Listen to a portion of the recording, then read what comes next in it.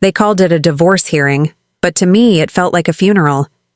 Not of a marriage, but of trust, of family, and of every dream we once built. I still remember that morning like it was carved into my bones. The courthouse smelled like wet paper and cold metal, the kind of place where hope came to die. My son Daniel leaned heavily on his crutch, his face pale but determined. His left leg dragged slightly, a cruel reminder of the accident that had changed everything. Just a few years ago, he was unstoppable, running his own business, providing for his family, laughing so hard that even the walls seemed to smile. Now he moved like a shadow of the man he used to be. And all because of her, Rachel. Rachel wasn't always cruel.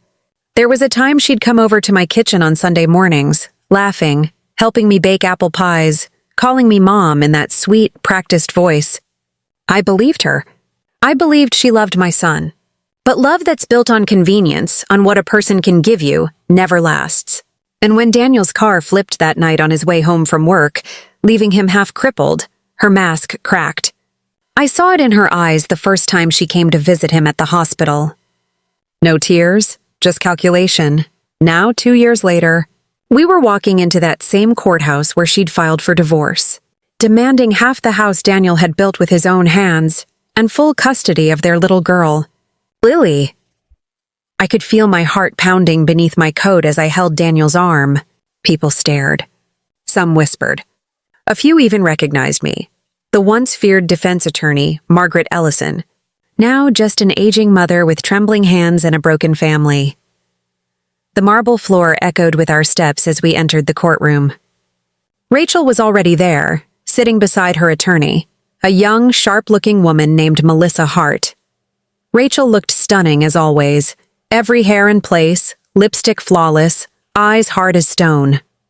She didn't look at Daniel once. Instead, she smiled faintly at the crowd behind her, like she was performing for them. Her family sat proudly in the second row, all smug faces and expensive coats. They never liked Daniel, not even when he was healthy and successful. To them, he was never good enough for their perfect Rachel. "Are you ready, Mom?" Daniel whispered, his voice barely audible. I squeezed his hand. "We've faced worse storms than this," I said softly, though my own voice trembled. When the judge entered, Judge Harold Simmons, a man I'd gone up against many times in my old career, everyone rose. For a brief moment, his eyes met mine, and I saw surprise flicker there. It had been nearly 10 years since I last stood in a courtroom, and I knew my presence today would stir questions. But I wasn't here to reclaim old glory. I was here because justice to me wasn't just a word. It was blood. The hearing began with Melissa listing Rachel's demands: the house, financial support, custody of Lily. She spoke smoothly, like she was reciting a rehearsed play. When she finished, she leaned back with a confident smile. Then it was Daniel's turn.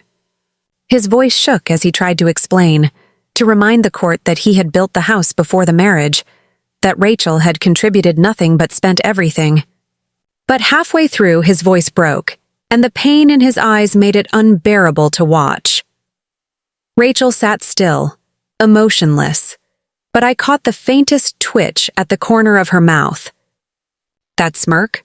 It was the same one she wore the day she told me. "You should convince Daniel to sign the papers quietly, Margaret. Don't make this harder than it has to be." Back then I'd said nothing. I'd swallowed my rage, but not anymore. When Daniel's statement faltered, I stood up. "Your Honor," I said clearly, my voice steadier than I expected. "I'll be representing my son." A ripple went through the courtroom. Melissa turned sharply, eyebrows raised. "Mrs. Ellison, are you even licensed to practice anymore?" She sneered. "I retired," I replied, "not forgotten the law." Judge Simmons adjusted his glasses. "Mrs. Ellison, it's been a while." "Yes, Your Honor," I said. "But the truth hasn't changed with time." The judge nodded slowly. "Proceed." For the first time in years, I felt that old fire ignite inside me, the one that had carried me through countless battles, that once made me a name lawyers whispered about in late-night bars. I opened my folder and began to speak, not as a lawyer, but as a mother fighting for what was right. I talked about the accident, about how Daniel had lost his ability to walk properly after saving another driver's life. I talked about Rachel's sudden detachment, how she'd stopped visiting him, how her love turned cold as the bills piled up. Then I paused, looking directly at Rachel. "And now," I said quietly, "she seeks not only to take what's his, but to tear apart the only thing that still keeps him alive, his daughter." Rachel shifted in her seat, but didn't look away. When the session adjourned for lunch, I stepped outside for air. My hands were trembling again, though not from fear, from anger. I walked down the hallway toward the restroom, passing by the witness rooms, when I heard a small, trembling voice. "Mommy, please. I don't want to say that." It was Lily. I froze. My chest tightened. "Do as I say," Rachel's voice hissed through the door. "If you tell the judge you want to stay with Daddy, we'll lose everything. Do you understand?" There was a pause, then a sniffle. "But I love Daddy." Rachel's tone turned sharp, cold as ice. "Enough, Lily. Just remember what I told you." I stepped back before they could see my shadow under the door. My throat burned with anger, my heart pounding so hard it hurt. That woman, that heartless woman, was about to use her own child as a weapon. I closed my eyes and whispered to myself, "No, Rachel. Not this time." As I walked back toward the courtroom, I felt the weight of years fall from my shoulders. I wasn't just a retired lawyer anymore. I was a mother on a battlefield, and I had just heard the sound of the first shot. I looked at Daniel, who was waiting quietly by the window, and I smiled faintly. "She's made her move," I said softly. "Now it's our turn." Inside, something fierce awakened, not vengeance, but resolve. Because I knew that sometimes justice doesn't walk through the front door in a polished suit. Sometimes it limps in on a crutch, wrapped in pain, holding on to nothing but the truth. And I was ready to fight for it, even if it meant losing everything else. The next morning, the courthouse felt different. The air was heavier, as if everyone sensed something was about to erupt. I wore a simple black suit, the same one I'd worn during my last trial years ago. My reflection in the restroom mirror startled me for a second. The wrinkles had deepened, my hair was streaked with silver, and my eyes, once fierce, confident, now carried the fatigue of loss and time. But under that tired shell, I saw her again, the woman people once called the Queen of Justice. She hadn't died, after all. She'd just been waiting for the right battle. When Daniel and I entered the courtroom, whispers rippled through the crowd. People had heard by now. The retired attorney Margaret Ellison was returning to defend her son. Even Judge Simmons seemed uneasy. He cleared his throat before announcing the continuation of the hearing. Rachel sat at her table, looking flawless in a cream-colored dress, her blonde hair swept neatly over her shoulder. She glanced at me briefly, her lips curling into that same smug smile. "This should be fun," she muttered, just loud enough for me to hear. I ignored her. Instead, I placed a small folder on the table, evidence I'd spent all night reviewing. I'd barely slept. Every page of that file represented a piece of truth Rachel had buried under her lies. Melissa Hart, Rachel's lawyer, opened with her statement. "Your Honor," she began, "my client has suffered greatly in this marriage. She has been the sole provider for her husband and daughter ever since the accident. Mr. Ellison has been unable to contribute financially. Emotionally or physically, he cannot even care for himself, let alone a child. Therefore, Mrs. Ellison seeks full custody of their daughter and 50% of the shared marital assets." Her tone was smooth, rehearsed, and dripping with false sympathy. I could feel Daniel tensing beside me. I placed my hand gently on his. "Let her finish," I whispered. When Melissa sat down, Judge Simmons nodded toward me. "Mrs. Ellison, your turn." I rose slowly. My voice, though soft, carried the weight of a storm. "Your Honor, the image painted by the opposing counsel is creative, but it's fiction. My son may have lost his physical strength, but not his soul, not his worth, and certainly not his rights as a father or as a man." I handed a document to the bailiff. "This," I said, is proof that the house Mrs. Ellison claims to share ownership of was purchased by Daniel 3 years before their marriage. The deed, mortgage payments, and construction receipts all bear his name alone. Melissa's smile faltered slightly. Rachel crossed her legs, pretending not to care. Furthermore, I continued, flipping through my folder, the accident that changed Daniel's life was caused by another driver who ran a red light. Daniel pushed his car into a pole to avoid hitting a child.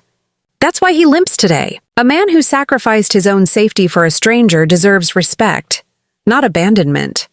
A murmur spread through the courtroom. Rachel shifted uncomfortably, her jaw tightening. I leaned forward slightly, my gaze steady. But perhaps most disturbing, Your Honor, is not the financial manipulation. It's the emotional one. Melissa stood. Objection. Speculative. Overruled, Judge Simmons said quietly, eyes fixed on me. I took a deep breath and said the words that made the room fall silent. Yesterday, I overheard Mrs. Ellison instructing her daughter to lie to this court.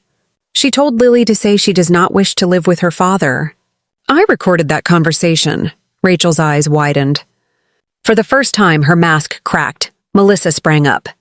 You can't submit illegally obtained? The recording was made in a public courthouse, I interrupted calmly.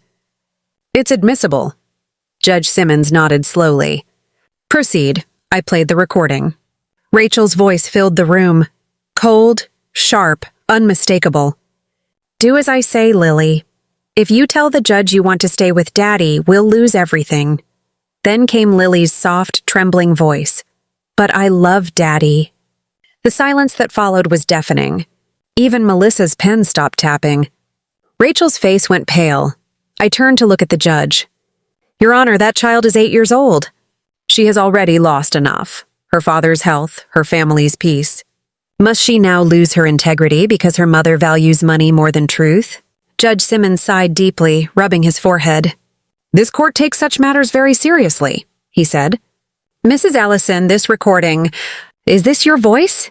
Rachel stammered. I didn't mean. Answer the question, the judge pressed. She swallowed hard. Yes, but thank you, he said curtly. Daniel reached for my hand under the table. His grip was trembling, warm, desperate. You did it, Mom, he whispered. But I shook my head. No, son, the truth did. As court adjourned for recess, Rachel stormed out, her heels clacking like gunshots on the marble floor. Melissa followed, whispering furiously, but Rachel was beyond listening.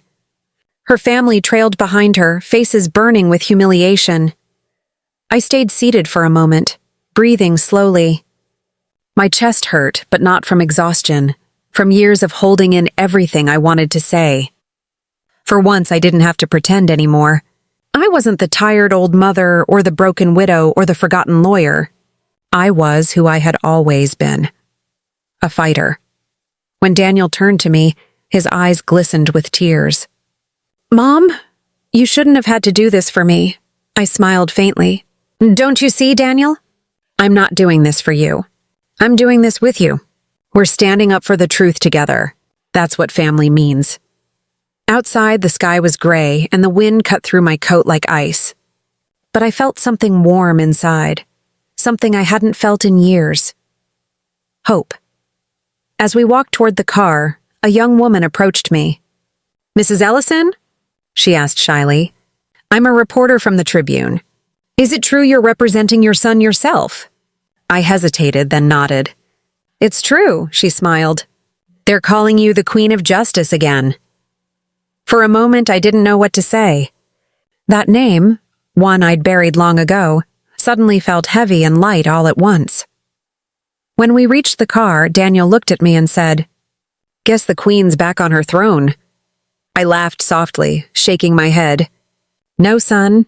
The Queen never wanted a throne. She just wanted justice to have a voice again. And as I drove us home that night, through the city lights and the echo of the rain, I whispered a silent promise to myself and to the little girl who had been forced to lie. Tomorrow, the truth will speak louder than fear. The next morning, the house felt like it had lost its warmth. I made breakfast as I always did, but every sound seemed louder than usual. The clatter of plates, the hum of the refrigerator, even the way the toast popped up felt sharp, like the house itself was restless. I placed Ethan's favorite mug on the table, the one that said "World's Best Dad." He didn't notice it. He just sat there scrolling through his phone, barely lifting his eyes when I spoke. For a moment, I wondered if love could quietly fade without anyone noticing. Maybe it didn't leave with noise, it just slipped out like morning mist.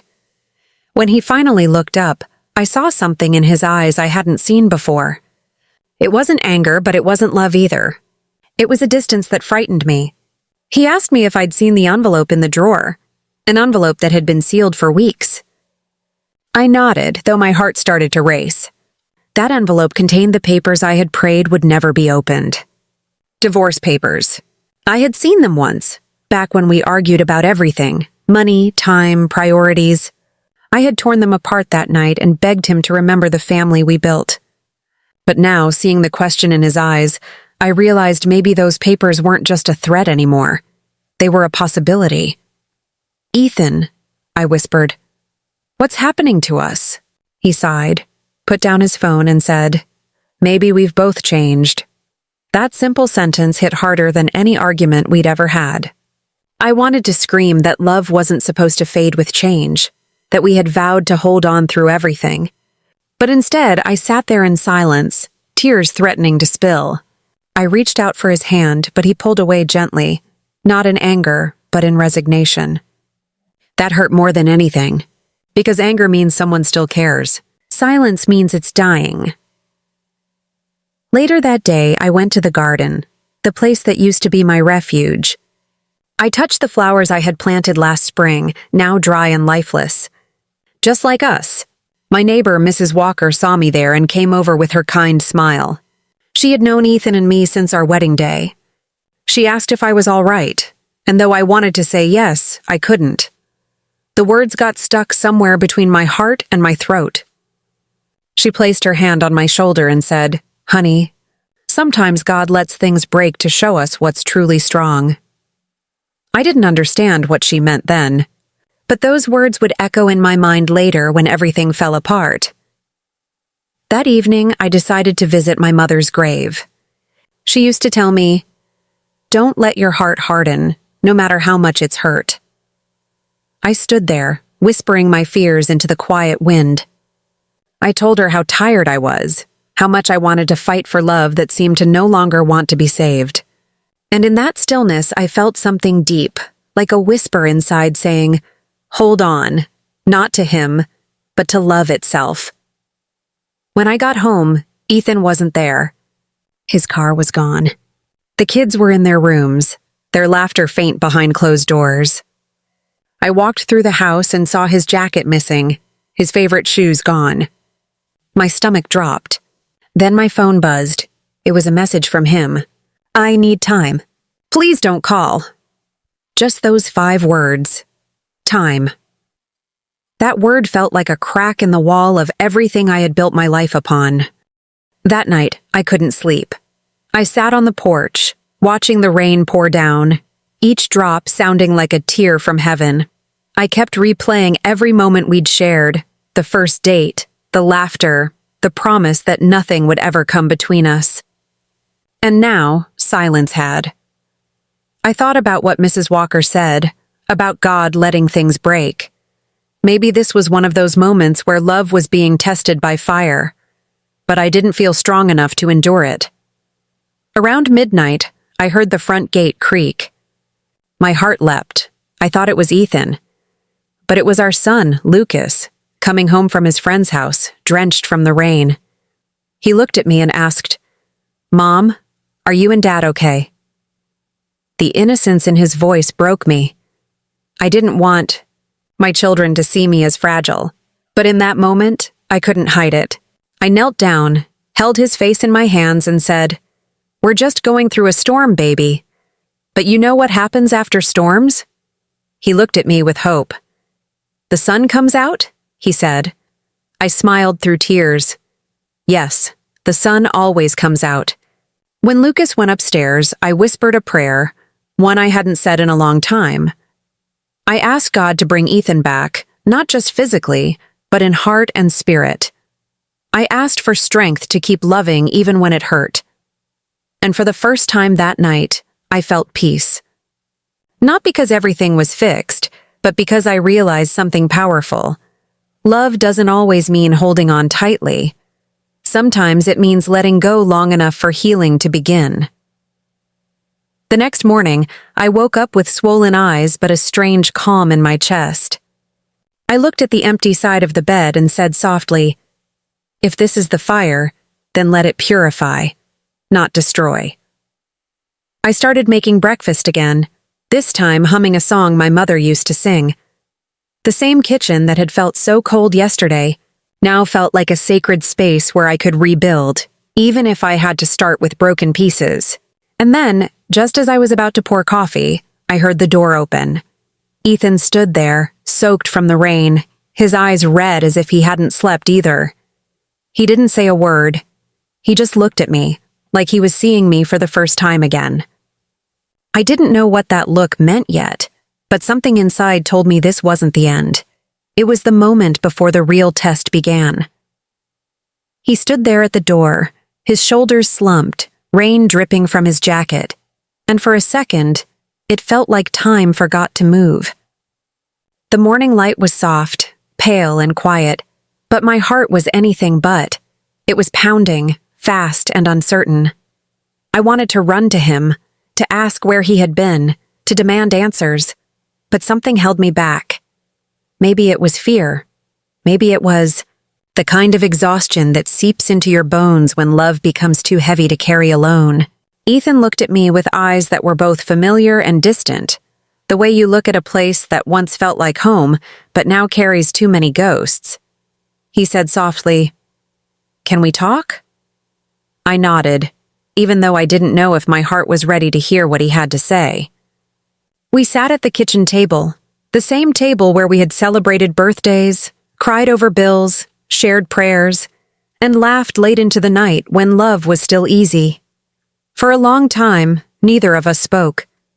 The silence between us was thicker than any words could cut through. I could hear the clock ticking, every second pressing against my chest. Finally, he said, "I went to my brother's place. I needed space to think." His voice was calm, but his hands trembled. "About what?" I asked. He took a deep breath. "About us. About who we've become." I swallowed hard, trying to hold back the emotion rising in my throat. "And what did you figure out?" I asked, though part of me already feared the answer. He looked down, then back at me. "I realized I don't even recognize us anymore, Emily. We used to be a team. Lately, it feels like we're strangers trying to survive under the same roof." That sentence cut deep because I knew it was true. Somewhere between the chaos of bills, the kids' school, and the endless to-do lists, we had stopped seeing each other. We had become two shadows crossing paths in the same house, both longing for connection but too tired to reach out. Tears slipped down my cheeks and I said quietly, "I never wanted this, Ethan. I just wanted us to feel like we used to. Safe, strong, together." He reached across the table, hesitated, then finally touched my hand. His fingers were cold, but his touch still carried something familiar. "I don't know if we can get back there," he whispered, "but I want to try." Those words, simple as they were, cracked something open in me. Hope. Fragile, trembling hope. I wanted to believe him. I wanted to believe that what we had wasn't gone, just buried under too many unspoken hurts. I nodded slowly, and for the first time in months, I felt a flicker of warmth between us. That day, we talked for hours, not just about what went wrong, but about what we missed. He told me he felt invisible, like his efforts didn't matter anymore. I told him I felt unloved, unseen, like I was running a marathon alone. We both cried. We both confessed. It wasn't perfect. It was raw, messy, human. But it was real. When evening came, Ethan suggested we go for a drive, just the two of us. We left the kids with Mrs. Walker and got into the car. The sky was painted in orange and pink streaks, and for a while, we drove in silence, the hum of the road filling the space between us. Then he reached over, turned on the radio, and a familiar song played, the same one from our wedding. We both froze. The lyrics carried memories like echoes, pulling us back to that small church where I had walked down the aisle trembling but certain. I glanced at him, and for a moment, I saw the man I fell in love with. The one who used to make me laugh so hard my stomach hurt. The one who promised to never let me go. Tears blurred my vision as I whispered, "Do you remember this song?" He smiled faintly. I never forgot it. He pulled over on a quiet road by the lake and turned off the engine. We sat there, watching the water ripple under the fading sunlight. "Emily," he said, his voice low. "I'm sorry for walking out. I just didn't know how to face you anymore. I felt like I was failing as a husband, as a father, as everything." I turned to him, my own voice breaking. "And I'm sorry for making you feel alone. I got so busy holding everything together that I forgot to hold you." We sat there in silence again, but this time it wasn't heavy. It was healing. He reached for my hand again, and I let him. I could feel the calluses on his fingers, the same hands that had built our home, fixed broken things, and once held me like I was something precious. Then, as if the universe wanted to remind us of the world's softness, it started to rain. Not a storm, just a gentle drizzle that tapped against the windshield like a lullaby. Ethan smiled, leaned closer, and whispered, "Remember when we used to dance in the rain?" I laughed through tears. "We were crazy," he grinned. "We still are." We stepped out of the car, the cool rain soaking our clothes, our hair, our faces. For the first time in so long, we laughed, really laughed. There was no bitterness in it, no regret, just two souls remembering that love, in its purest form, was never about perfection. It was about choosing each other again, even after everything had fallen apart. When we finally got back home, dripping wet but smiling, Lucas ran to the door, giggling at how silly we looked. "You guys are soaked," he shouted. Ethan scooped him up, laughing, and for a split second I saw it. The family I had prayed for, still alive, still fighting. That night, as we put the kids to bed and turned off the lights, Ethan kissed my forehead softly. "We'll figure this out," he said. And though neither of us knew what this would look like, I believed him. For the first time in months, I truly did. But deep inside, I also knew something important. This peace was fragile. And sometimes before healing is complete, life has one more test to give. And that test was waiting for us, closer than we knew. The next morning felt lighter. The air smelled like new beginnings, the kind that come after a storm has finally passed. Ethan made coffee, humming under his breath, and I watched him from across the kitchen. It felt strange, almost like seeing him for the first time again. There was warmth in his smile, a softness I hadn't seen in years. For a fleeting moment, I let myself believe that maybe, just maybe, everything was going to be okay. But peace has a cruel way of slipping through your fingers when you hold it too tightly. Around noon, while Ethan took the kids to the park, I sat by the window sorting through some bills. The mailman dropped a few envelopes through the slot, and as I flipped through them, one letter caught my attention. It had no return address, just my name written in sharp, hurried handwriting. Something about it made my stomach tighten. I opened it slowly. Inside was a single photograph, Ethan standing outside a coffee shop, talking to a woman I didn't recognize.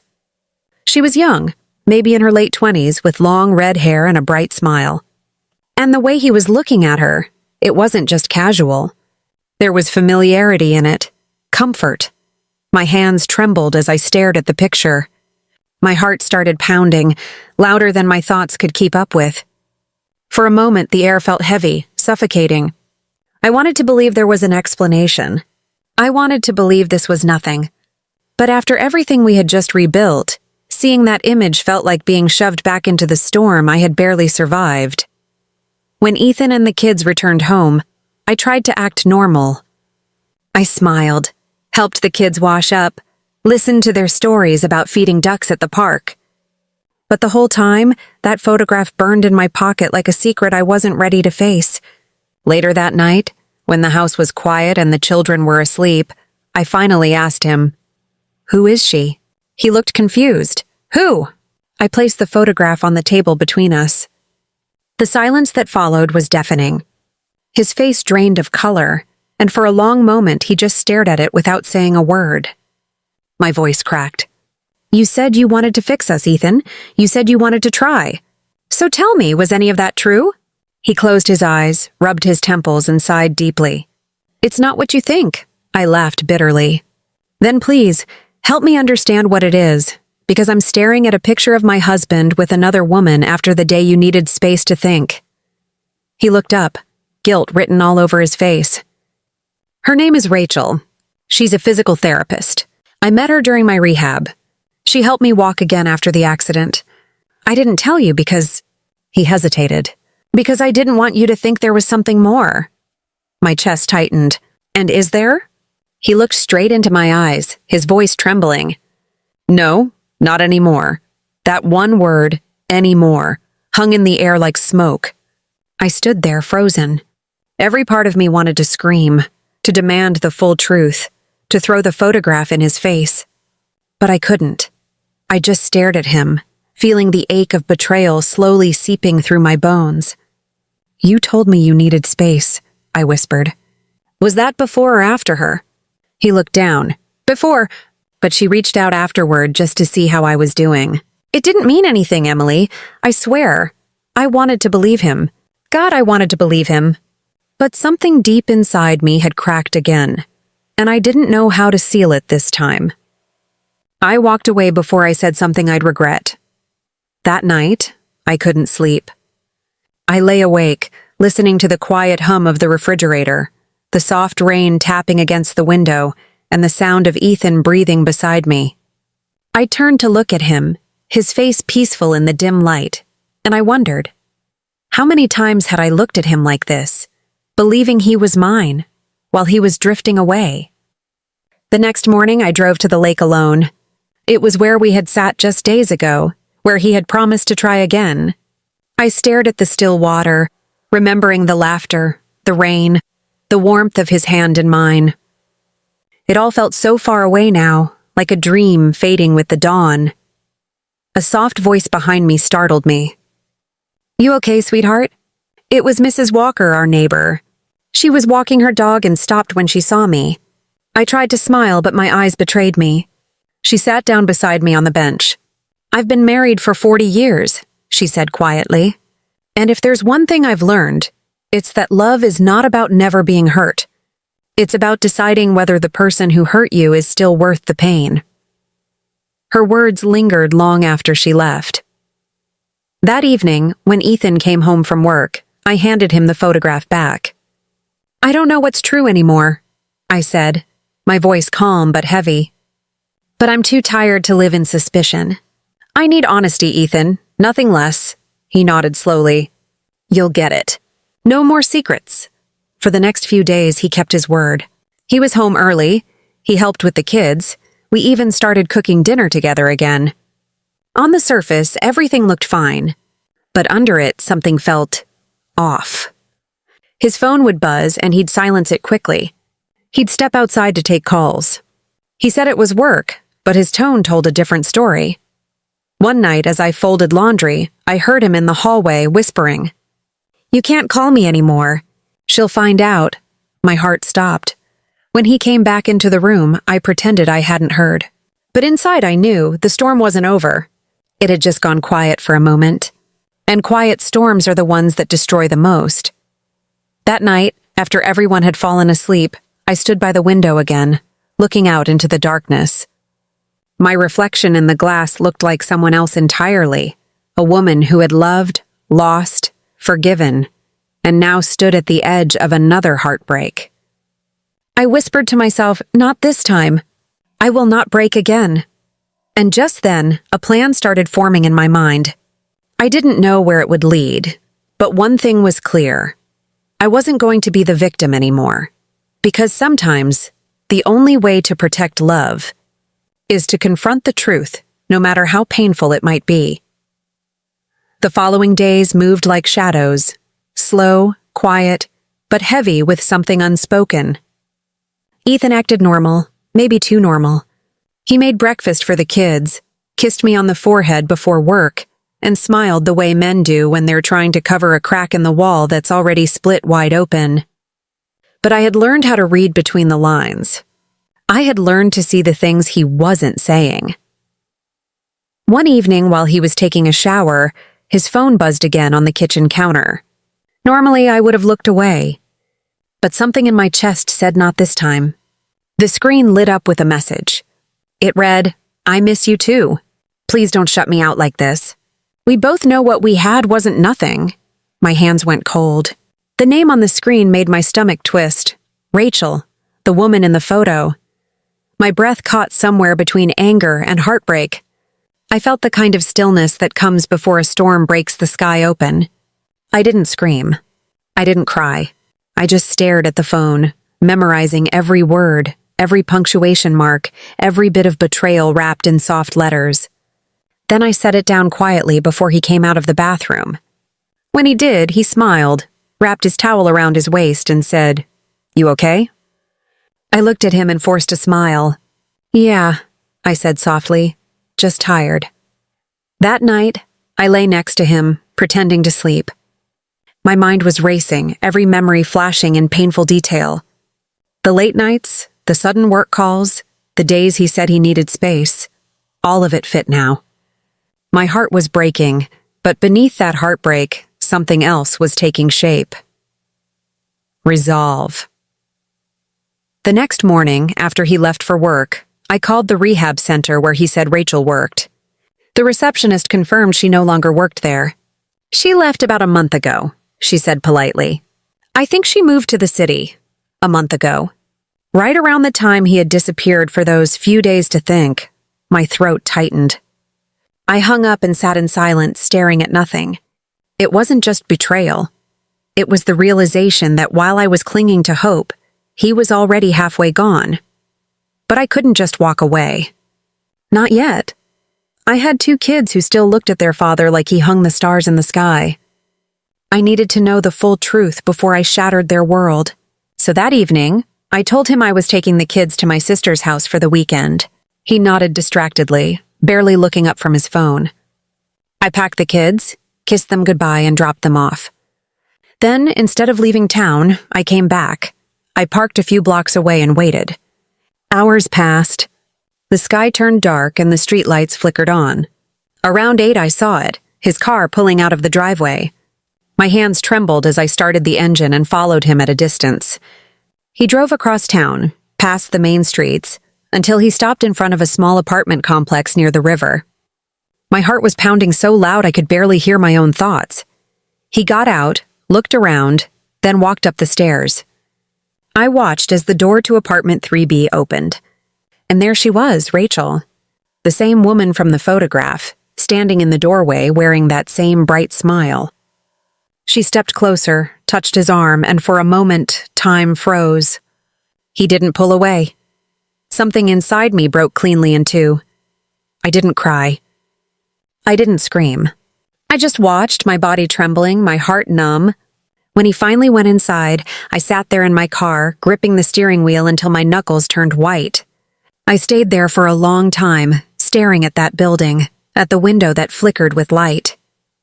It was the window where my marriage was dying piece by piece.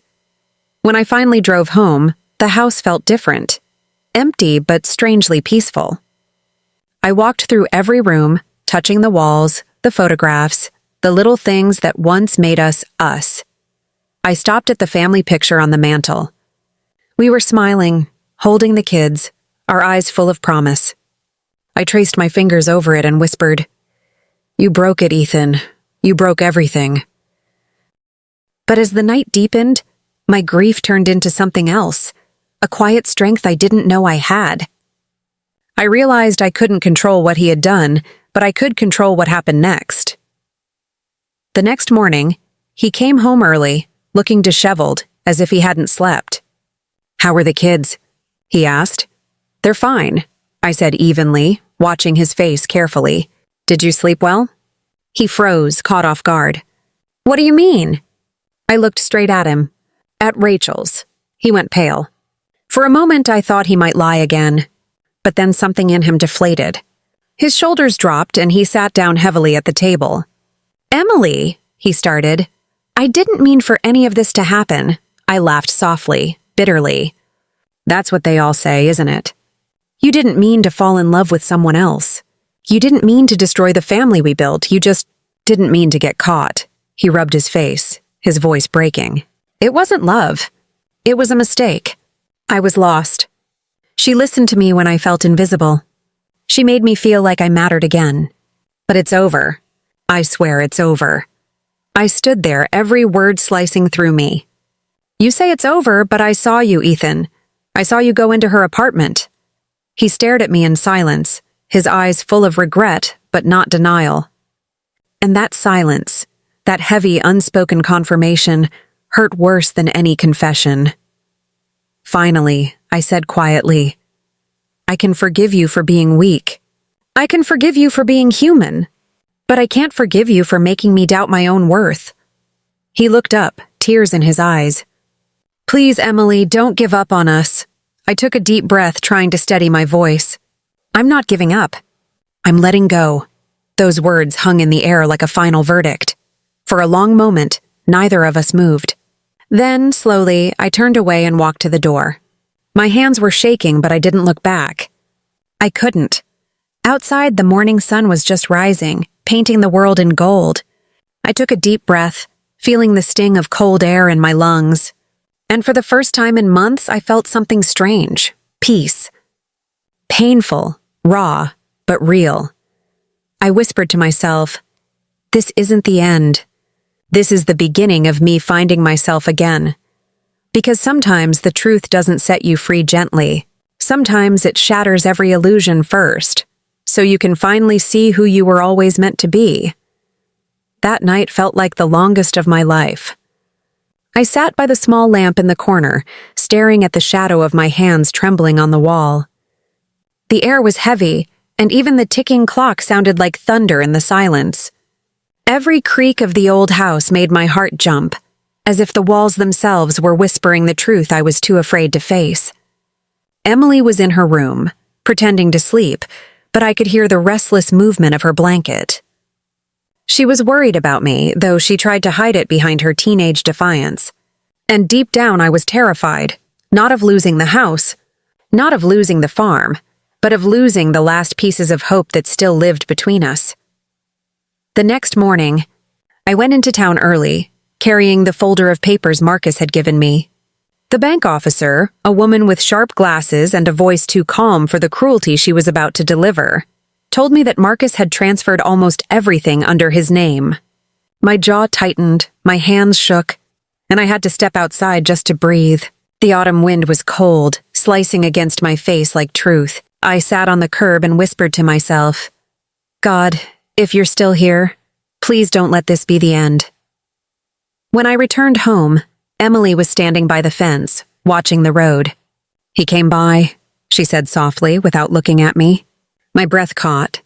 "Marcus?" I asked, though I already knew the answer. She nodded.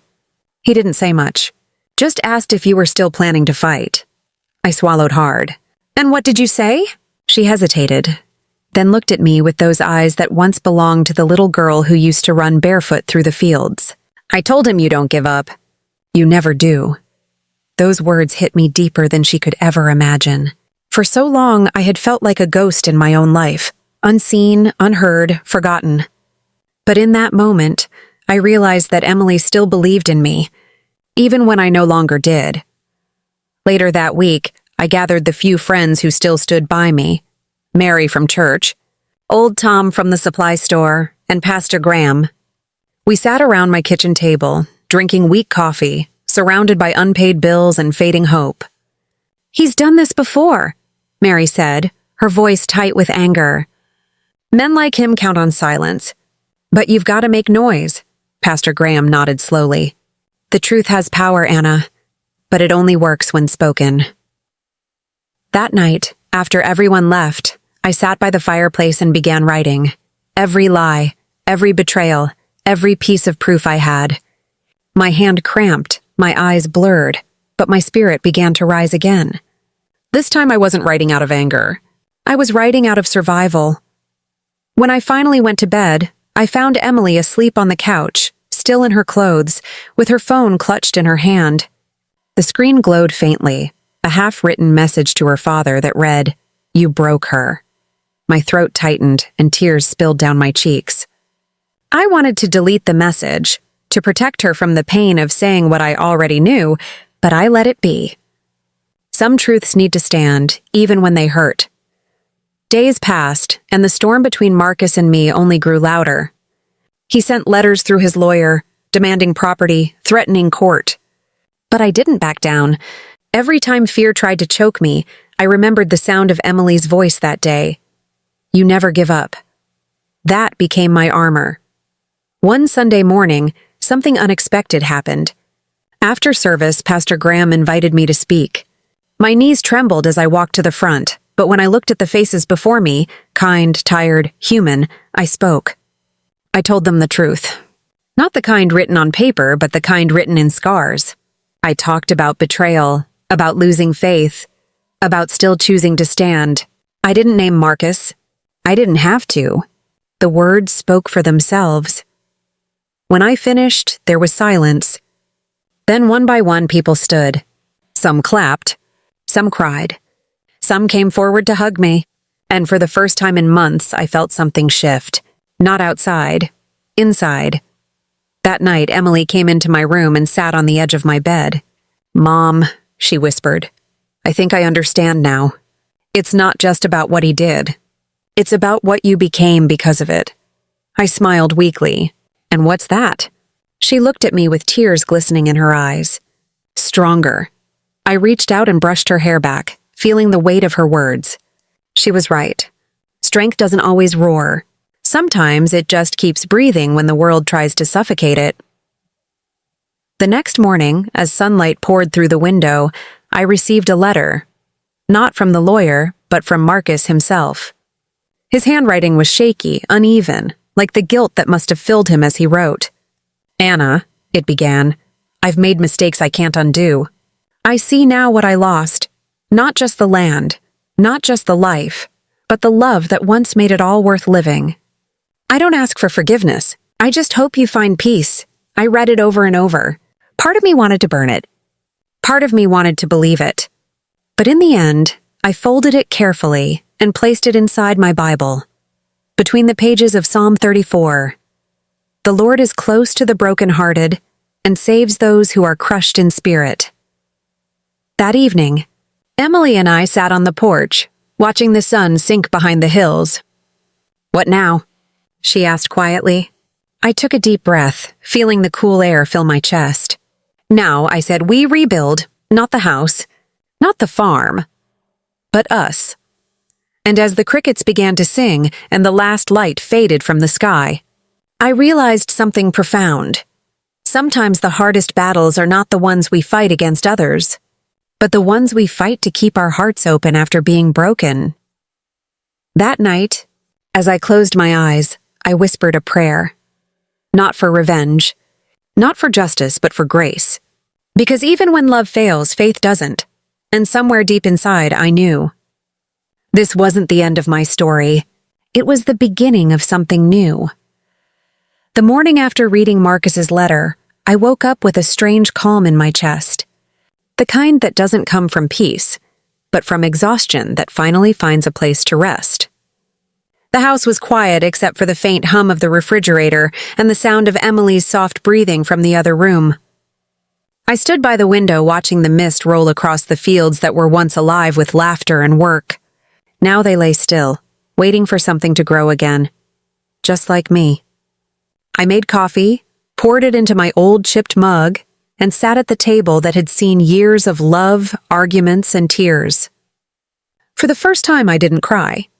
I just sat there, breathing in the smell of coffee and wood smoke, feeling the quiet like a companion. Around mid-morning, Emily came into the kitchen, her hair a mess and her eyes puffy from sleep. "You look different," she said softly, pouring herself a cup. "Different how?" I asked with a small smile. "Like someone who's finally stopped running," she said. I didn't answer, but she was right. Something inside me had shifted. Maybe because I finally understood that forgiveness isn't about freeing the other person. It's about freeing yourself. Later that day, I went into town to meet Pastor Graham. The church was empty except for the sound of birds echoing through the rafters. He greeted me with that same calm smile that always made me feel seen. "I read Marcus's letter," I said, my voice low. "And?" he asked. I sighed, looking down at my hands. And I don't know what to feel. Part of me wants to believe he means it, but another part still hurts too much to care. He nodded slowly. "Forgiveness doesn't erase the pain, Anna. It just stops it from owning you." His words lingered in the air, wrapping around me like a soft truth. That evening, I went through the old boxes in the attic, wedding photos, birthday cards, Emily's first school drawings. Every memory was a ghost that reached out to touch me. I found a photo of Marcus and me standing by the river the summer before everything fell apart. We were both laughing, soaked to the bone from swimming in the rain. For a moment, I remembered that version of us, young, stupid, full of dreams. I didn't hate him then, and as strange as it sounds, I didn't hate him now. I hated what we had become. The next day, I started cleaning the farmhouse for real. Not the kind of cleaning that's about dust or clutter, the kind that's about starting over. I opened every window, let the light pour in, and scrubbed every corner until my hands hurt. Emily joined me after school, and we turned on the radio, letting old country songs fill the air. We laughed when the water splashed on the floor and danced with rags in our hands like fools. It wasn't about the house anymore. It was about breathing again. In the following weeks, things slowly began to change. Mary helped me apply for a local grant that supported small farms owned by women. Pastor Graham connected me with a few people who could help with repairs. Bit by bit, the place began to come back to life. One Saturday morning, Emily and I stood outside watching a group of volunteers fix the old fence. "Look at them," she said, smiling. "Looks like people still believe in us." I nodded, my eyes stinging with tears I didn't try to hide. "Maybe they always did," I whispered. "But healing isn't a straight road." Some nights I still woke up sweating from dreams of the arguments, the shouting, the sound of the door slamming the night Marcus left. There were moments when I'd pick up my phone and almost call him, not because I wanted him back, but because I wanted to understand why. Why people change, why love fades, why promises turn into lies. But every time I put the phone down, some answers don't bring peace, they just reopen wounds. Then one evening, while I was folding laundry, the phone rang. It was Marcus. I froze, my heart pounding so hard I could hear it in my ears. I answered, my voice steady. "Hello?" There was a long pause. Then his voice, softer than I remembered. "I didn't think you'd pick up. Why did you call?" I asked quietly. "Because I wanted to hear your voice," he said. I closed my eyes, fighting the rush of emotions that flooded in. "You heard it," I replied. "Now what?" He hesitated. "I'm in town. I wanted to see Emily, if she'll let me." I didn't say yes, but I didn't say no. I told him to come by the next afternoon, knowing full well that nothing good could come from this, but also knowing Emily deserved a choice. When I told her, she froze. "He wants to see me?" she asked, her voice small. "Only if you want to," I said. She looked at me for a long time, then nodded. "I'll talk to him, but not for him. For me." The next day, Marcus arrived in a dusty truck, wearing the same leather jacket he'd worn the day he left. His eyes looked older, tired, empty. Emily stood on the porch, arms crossed. I stayed inside, watching from the window. I saw him try to smile, saw her hold her ground, saw the tension of years between them. They talked for nearly half an hour. When she came back inside, her eyes were red but calm. "What did he say?" I asked softly. "That he's sorry. That he misses us. That he's trying to be better," she said. "Do you believe him?" I asked. She shrugged. "I think he believes himself. That's enough." That night, after Emily went to bed, I found Marcus's letter again in the Bible. I opened it and read it one more time.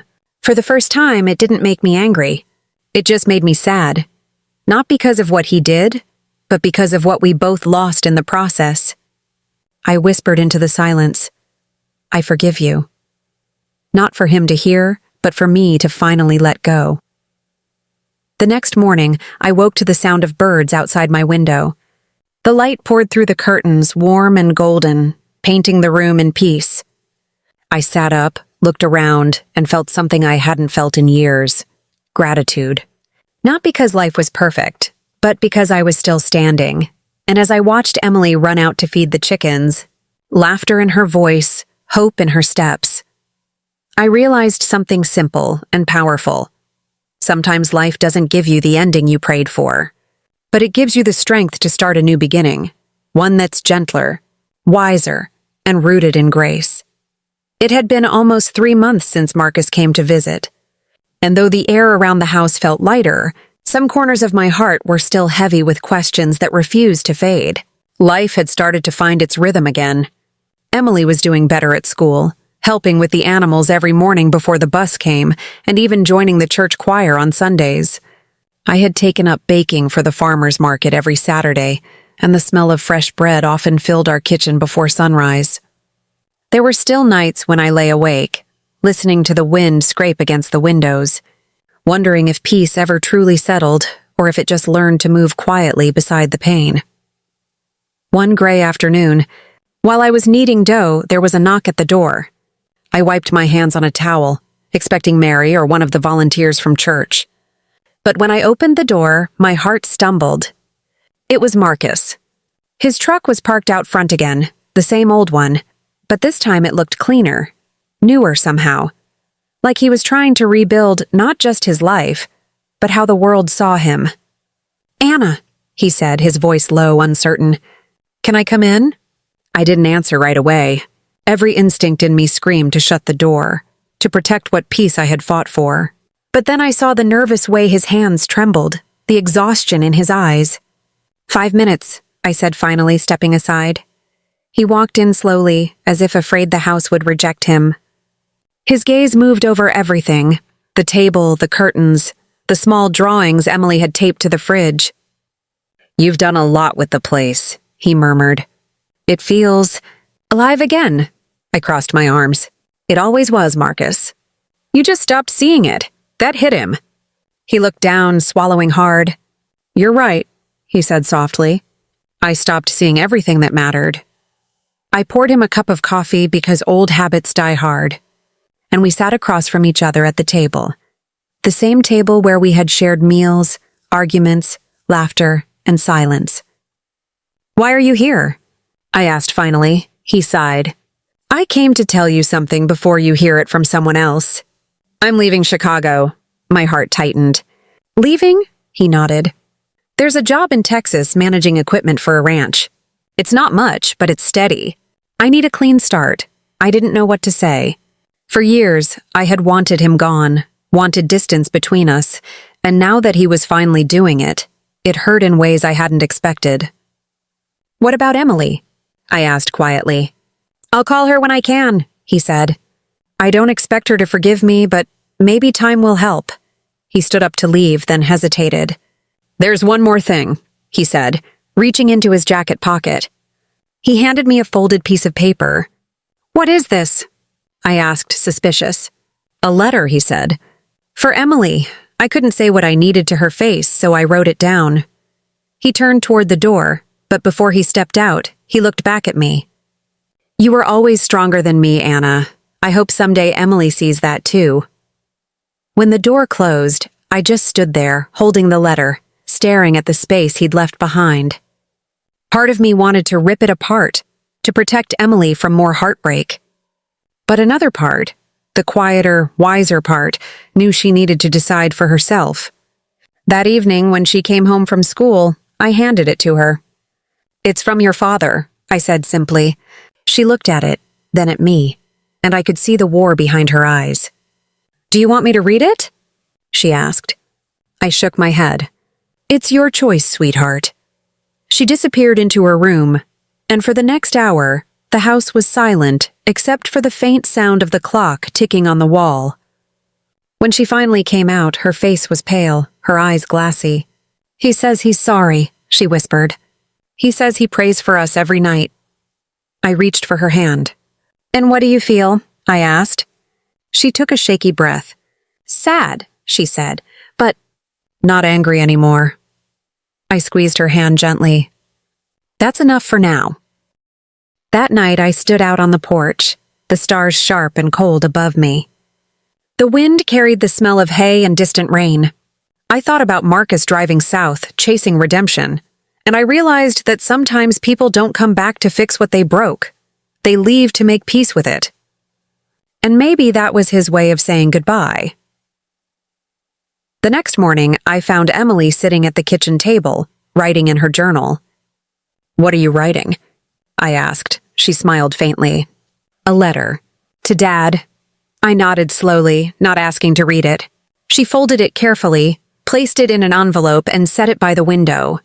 "I'm not mailing it," she said. "It's just for me." And somehow that felt perfect. Days turned into weeks again, and with each sunrise, the heaviness in our home lifted a little more. I started planning a community dinner at the church, something to bring people together and thank everyone who had helped us. When the night came, the hall was full of laughter, music, and the smell of casseroles and pies. Pastor Graham gave a small speech, his voice warm and proud. "This family has walked through fire," he said, looking at me and Emily. "And they've come out shining." The crowd clapped, and I felt my throat tighten. I wasn't used to praise. I was used to surviving. After everyone left, Mary came over and hugged me tight. "You did it, Anna. You found your way back." I smiled through tears. "I don't know if I found my way," I said. "Maybe I just stopped being afraid to look." That night, as Emily and I walked home under the soft glow of the moon, she slipped her hand into mine. "Mom," she said softly, "do you think Dad will be okay?" I looked up at the stars, their light steady despite the darkness around them. "I think he's trying," I said. "And sometimes trying is the bravest thing a person can do." When we reached the house, I paused at the door, taking one last look at the night sky. It was vast, endless, and full of quiet possibilities. For the first time in a long while, I didn't feel lost beneath it. I felt found. Because healing wasn't about forgetting the past. It was about learning to live with it, gently, one breath at a time. And deep inside, I knew this was no longer the story of what Marcus had done to us. It was the story of what we had become after he left, stronger, wiser, and ready to begin again. The night before the storm, the air felt strange, heavy with the kind of silence that usually comes before something changes. I was out on the porch, patching a loose hinge on the barn door when the wind picked up, carrying the smell of rain and pine. Emily was inside, humming while she worked on a school project about family roots. When she came out to check on me, her hair was tied up in a messy bun, a pencil tucked behind her ear, and she said, "Mom, they said on the radio it might be a bad one tonight." I smiled softly, brushing off the dust on my jeans. "We've seen worse, haven't we?" But deep down, I knew this storm wasn't just about the weather. It felt like something bigger, something that was about to test what we had rebuilt. By midnight, the thunder rolled across the valley like distant cannon fire. The rain hit the roof hard, rattling the windows. I checked the flashlights, made sure the candles were ready, and pulled the curtains tight. Emily sat on the couch with a blanket wrapped around her shoulders, wide-eyed but calm. "Remember when we used to count the seconds between the lightning and the thunder?" she asked. I smiled faintly. "Yeah, and you always said the sky was just talking to us." She grinned. "Maybe it still is." Then came a crash, loud, violent, from outside. I ran to the door and saw part of the old oak tree had fallen onto the fence. The animals were frightened, crying out in the dark. I grabbed my raincoat and flashlight. "Mom, no!" Emily shouted. "You can't go out there!" I turned to her, my face firm but kind. "I have to, sweetheart. They're scared. They need me." She looked at me with the same mix of fear and faith I used to give my own mother, then nodded slowly. "Be careful." The rain was merciless, cold and biting. I fought against the wind, pushing toward the barn. The mud sucked at my boots, lightning flashing so bright it turned the world white for a split second at a time. The fence was down, but the damage wasn't too bad. I tied it off with rope, enough to last through the night. The horses were panicked, pacing back and forth. I spoke softly, the way Marcus used to. "Easy now. You're okay," I whispered, my hands trembling but steadying with each word. When I got back to the house, I was soaked through, hair plastered to my face. Emily rushed to meet me, wrapping a blanket around my shoulders. "You're freezing," she said. "I'm fine," I lied, teeth chattering. We sat together by the flickering candlelight, watching shadows dance on the walls. The power flickered out completely around 1 in the morning, but neither of us moved. There was something sacred about the stillness that followed, the storm raging outside while we sat there, breathing, alive, together. At some point, Emily fell asleep on my shoulder. I brushed a strand of hair from her face and whispered, "You're my reason, baby girl. Always have been." The thunder roared again, but it sounded farther away now, like it was finally letting go. I must have dozed off too, because when I woke up, the world was quiet. The storm had passed. The morning light was soft and gold, spilling through the window like a promise. I stepped outside, the ground still damp and glistening. The damage was real, branches everywhere, the fence broken in a few places, but it wasn't as bad as it could have been. Nature had a way of destroying things just enough to remind you of how fragile life was, yet leaving you enough pieces to rebuild. Mary's truck appeared on the road a little later, kicking up wet gravel. She jumped out, waving. "You all right?" she called. "We're fine," I said, smiling. "The house held strong," she nodded, looking relieved. "You always were tougher than the storm, Anna." Later that day, while cleaning up the yard, I found something half buried in the mud, a photograph, old and water-damaged. I picked it up carefully. It was one of the few family photos we had left, Marcus, Emily, and me standing by the river years ago. The edges were torn, the colors faded, but the smiles were still there. I held it for a long time, the raindrops mixing with tears I didn't realize were falling. "You'll always be part of our story," I whispered to the photo. But not the end of it. That evening, Emily and I sat by the fire. The air smelled of wet earth and pine, the kind of scent that always made me feel grounded. "Do you think Dad would have helped if he were here?" she asked suddenly. I looked at the flames dancing in the hearth. "I think he would have tried," I said honestly. "But it's okay that he's not. We did just fine on our own." She nodded thoughtfully. "You're stronger than you think, Mom." I smiled, my chest tightening. "So are you." When Emily went to bed, I stayed by the fire, watching the last of the logs burn down to embers. The room glowed with a soft orange light, warm and forgiving. I thought about everything, the pain, the betrayal, the long nights of doubt and loneliness, and I realized something simple yet profound. I had spent years waiting for life to give me peace, not realizing I had to make it myself. The storm hadn't broken me. It had washed me clean. I stood up, walked to the window, and looked out at the fields under the moonlight. The fence still needed mending, the barn roof had a few leaks, and the future was still uncertain. But I wasn't afraid anymore, because storms, no matter how violent, always end. And when they do, the world smells different, fresher, purer, alive again. The next morning, Pastor Graham came by to check on us. He stood beside me on the porch, hands in his coat pockets, eyes scanning the property. "You weathered it well," he said with a small smile. "We did," I replied. "The old place held up better than expected," he nodded. You know, sometimes the Lord doesn't calm the storm right away. Sometimes he calms his child first. I smiled softly, feeling tears prick my eyes. I think I finally understand that.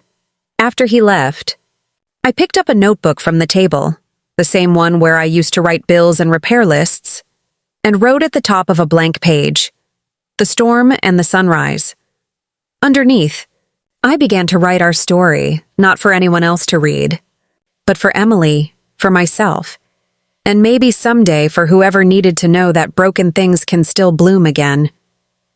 As the sun rose higher, spilling golden light across the fields, I whispered to myself, "We survived, not because life spared us, but because we never stopped choosing to rise." And for the first time in years, I believed it completely. The morning after the storm broke with an unsettling calm. Sunlight streamed through the broken window, landing softly on the floorboards where Emma had collapsed the night before. Her Bible lay open beside her, pages ruffled from tears and wind. The verse that caught her eye was from Isaiah. "By his wounds we are healed." The words felt alive, breathing into her soul with a strange, sacred warmth. She sat up slowly, the ache in her chest still there, but softer, like a wound beginning to close. Her father's photograph lay on the table next to a letter she had written but never mailed. She picked it up now, her hands trembling. "Dear Dad," it began, "I forgive you. I don't know if you'll ever read this, but I can't carry the bitterness anymore. I've been fighting the wrong battle. The real enemy wasn't you, it was my own pain." She paused, pressing her hand against her heart as if to steady its rhythm. For years she'd hated him for leaving. But now, as the light poured into the room, she realized how heavy that hatred had been. It had chained her spirit, made her blind to the love that was still waiting for her. Outside, the small town stirred awake. Birds sang as if nothing had happened, and the streets were quiet again. But inside Emma, a storm still whispered, only now it was not chaos. It was renewal. She made herself coffee, the aroma filling the kitchen, grounding her in the present. Every sound felt clearer.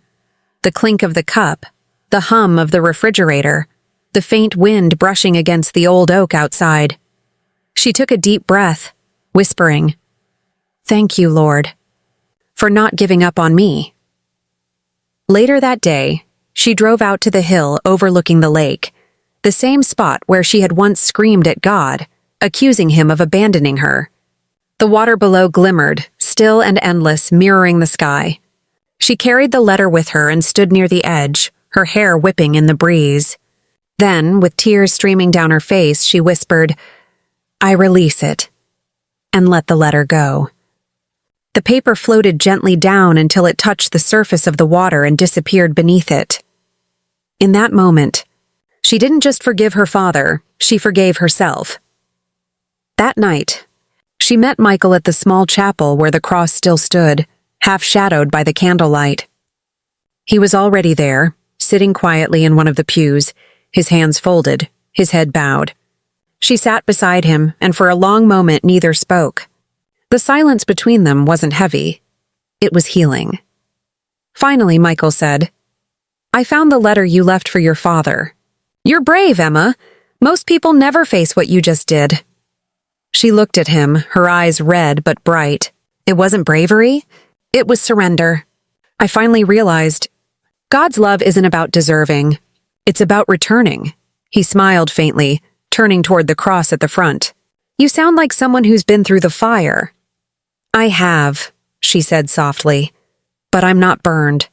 I'm purified."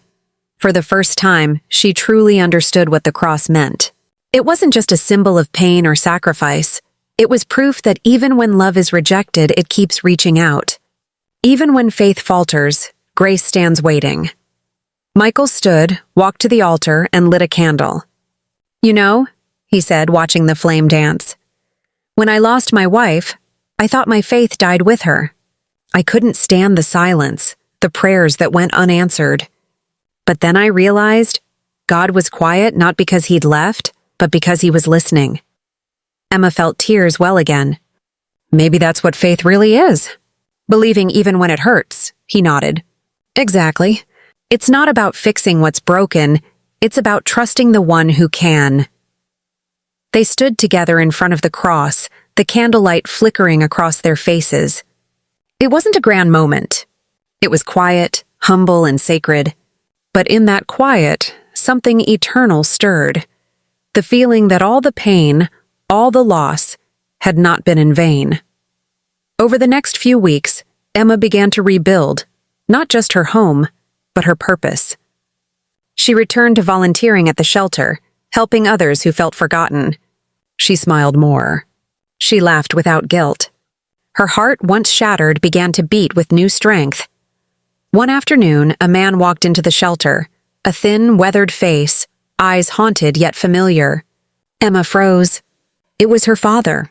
He stood at the door, holding his hat in his hands, unsure if he should come closer. Time seemed to stop. "Emma," he whispered, his voice breaking. "I didn't know where else to go." For a moment, she couldn't breathe. All the years of silence, the unanswered letters, the longing, it all came rushing back. But then something within her shifted. She walked toward him slowly, trembling, and before she could second-guess herself, she wrapped her arms around him. He started to weep. "I'm so sorry," he choked out. "I was too proud to come back. Too ashamed." "It's okay," she whispered into his shoulder. "You're here now. That's all that matters." They stood there in the middle of the small shelter, surrounded by the quiet hum of hope. The volunteers nearby paused, watching, as if they all understood that they were witnessing something sacred. Redemption made real. Later that night, Emma knelt by her window again, the same window that had framed her darkest prayers. Only this time she wasn't pleading, she was grateful. The sky was clear, the stars scattered like promises across the heavens. "Thank you," she said softly, "for bringing him home, for bringing me home." Her father's snores echoed faintly from the next room, and it made her smile. Life wasn't perfect, it never would be, but it was whole again. The pain hadn't vanished, but it had found its purpose, and that made all the difference. As she drifted to sleep, a single thought lingered in her heart like a whisper of eternity. The cross wasn't about death. It was about returning to love again and again, no matter how many times we fall. And tomorrow, when she woke, she knew she'd see the world differently. Not through the eyes of someone wounded, but through the eyes of someone redeemed. The morning light poured softly into Emma's kitchen, golden and warm. The scent of freshly brewed coffee mingled with the quiet hum of the day beginning. Her father sat across the table, still getting used to being home after so many years apart. His hands were weathered and scarred, the marks of time and regret. But when he looked at Emma, his eyes held something new. Peace. "You always liked mornings," he said with a shy smile. "I remember you'd sit by the window waiting for the sun." Emma smiled back, her heart steady. "I guess I was always looking for light, even when I didn't know it." It had been weeks since he returned. They talked every evening about her childhood, about what went wrong, and about what could still be made right. Each conversation was like a stitch closing an old wound. Forgiveness didn't erase the past, but it gave them something stronger. A future. One night, her father asked her a question that stayed with her. "Emma," he said softly, "how did you forgive me? After everything I did, how could you?" She hesitated, staring at the cross hanging on her wall. "I realized," she began, "that forgiveness isn't saying what you did was okay, it's saying I won't let it poison me anymore. I learned that the only way to stop hurting is to stop holding on to hate." He nodded slowly, tears welling up, and whispered, "You're stronger than I ever was." She smiled gently. "No, Dad. I just finally understood the kind of love that saved me." That love, the love she had come to know through all her pain, wasn't fragile or fair weather. It was the kind that endures the storm, the kind that bends but never breaks. It was the love that Jesus spoke about, the kind that gives without asking, forgives without measure, and believes even when everything seems lost. Weeks later, Emma stood at the church podium on Sunday morning, her hands slightly trembling. Pastor Michael had asked her to share her story. The church was quiet, filled with familiar faces, some curious, some moved before she even spoke. She looked out at them, then took a deep breath. "I used to think faith was about getting what you prayed for," she began. "But I've learned that faith is about trusting God, even when the answer is silence. I've learned that love, real love, isn't just about feeling good. It's about choosing grace when your heart wants revenge, choosing peace when everything inside you wants to fight." She paused, her eyes glistening. "For years I blamed God for my pain. I thought he'd abandoned me. But the truth is, he was always there, waiting for me to open the door. He doesn't always take away the storms, but he stands with you in the middle of them. That's what love looks like." The congregation was still. Some wiped their tears. Others bowed their heads. Emma continued, her voice steady now. "I forgave my father not because he deserved it, but because I finally understood that I didn't deserve God's forgiveness either, yet he gave it freely. And when I let that truth sink in, everything changed. My heart found peace, my family found healing, and my faith found a new beginning." After the service, people came up to her, sharing their own stories, broken marriages, lost children, old wounds. One woman whispered, "Your story gave me hope. Maybe it's not too late for me to forgive." Emma smiled through tears.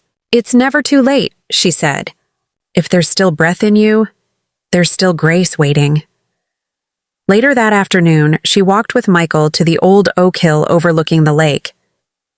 The sky stretched wide and blue, the same place where months earlier she'd thrown her letter into the water. Now the wind was gentle, like the earth was at peace. Michael glanced at her. "You know, Emma, what you said today, it's going to change people." She looked out over the water and said softly, "That's all I ever wanted, to turn my pain into something that heals." He nodded. "You did more than that. You showed people what redemption looks like." She smiled. "I didn't show them me, Michael. I showed them Jesus, the one who took my shame and gave me purpose." There was a long silence, the kind that doesn't need to be filled. The sun dipped lower, and the reflection of the cross from the church steeple shimmered faintly in the lake below. That night, back home, Emma sat at her desk and opened her journal. Her handwriting flowed steady across the page. "Pain is a teacher," she wrote. "It shows you who you are and who you need God to be. We can let it harden us, or we can let it transform us. I chose the latter, and it changed everything." She paused, then added, "To anyone reading this, don't let your heartbreak be the end of your story. Let it be the beginning of your healing. You are never too lost for grace, never too broken to be loved, never too far for God to reach." She closed the journal and looked at the camera sitting on her desk. Her YouTube channel, something she'd started quietly months ago to share encouragement, had begun to grow. Messages poured in daily from people around the world who said her story helped them find faith again. She turned it on and smiled warmly. "Hey everyone," she began, her voice calm but strong. "If you've been following my story, you know how dark it once was. But I want you to know, darkness doesn't win when you keep your eyes on the light. Whatever you're going through right now, don't give up. God's not finished with you yet. You're not defined by what hurt you, but by how love heals you." She leaned a little closer, her tone sincere. "If this story touched your heart, if it gave you hope, I invite you to stay with me.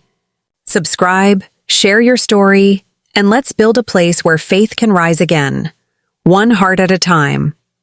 Because love still works miracles, even in the quiet." She ended the recording with a soft smile. Then she turned off the light, leaving the cross on her wall glowing faintly in the night. As she lay in bed, she thought of how far she had come, from anger to peace, from loss to purpose. Her journey wasn't about perfection. It was about transformation.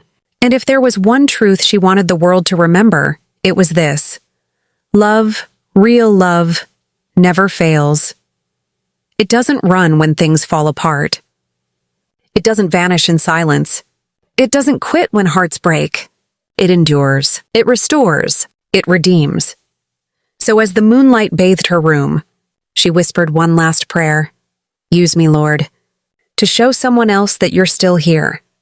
And somewhere, far beyond what eyes could see, heaven smiled because one life once lost in pain was now lighting the way for thousands.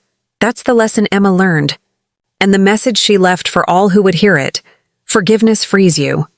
Faith sustains you. And love, God's love, transforms everything.